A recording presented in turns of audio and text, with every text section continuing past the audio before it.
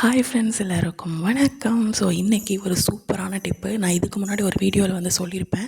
நீங்கள் ஒரே இடத்துல உட்காந்து படிக்காதீங்க. ஒரு நாள் வீட்டில் உட்காந்து படிச்சிங்கன்னா, ஒரு நாள் ரூம்குள்ளே வச்சிங்கன்னா, இன்னொரு நாள் ஹாலில் வச்சு படிங்க.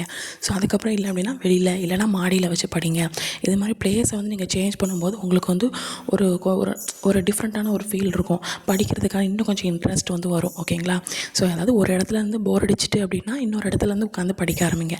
So at the same time இன்னொரு என்னது அப்படின்னா, இப்போ நம்ம ரூம்லேருந்து இவ்வளோ நாள் படிச்சுட்டு இருந்தோம் அப்படின்னா, நீங்கள் அடுத்து வெளியில் உட்காந்து படிக்கிறீங்க அப்படின்னா, வெளியிலேயே அந்த 1 மணி நேரம் 2 மணி நேரம் அப்படியே உட்காந்துட்டே படிக்காதீங்க. ஓகேங்களா?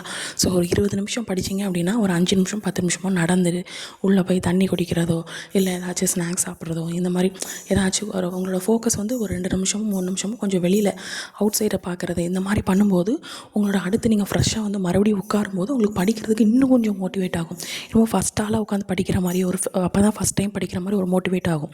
ஓகேங்களா? ஸோ இந்த மாதிரி இப்போ நான் உள்ளே போகிறேன்னா, எனக்கு கொஞ்ச நேரம் உட்காந்து டயர்ட் ஆகிட்டு உடனே உள்ளே போனேன், தண்ணி குடித்தேன், அதுக்கப்புறம் பனானா சாப்பிட்டேன், அதுக்கப்புறம் மறுபடியும் வெளியில் வந்தேன். ஸோ இந்த மாதிரி படிக்கும்போது உங்களுக்கு ரொம்ப இன்ட்ரெஸ்டிங்காக இருக்கும். ஓகேங்களா? ஸோ இன்றைக்கான டார்கெட் சொல்லி பார்த்தீங்க அப்படின்னா, பண்டைய கால தமிழகத்தில் சமூக பண்பாடு. ஓகேங்களா? ஸோ இதுதான் நீங்கள் இன்றைக்கான டார்கெட்டு. மேக்ஸில் பார்த்தீங்க அப்படின்னா simple interest. So unit 6 1 by 1 படிச்சுட்டு வரோம் ஜிஎஸ்சில். ஓகேங்களா? ஸோ இதுதான் இன்றைக்கான டார்கெட். மறக்காமல் முடிச்சிருங்க.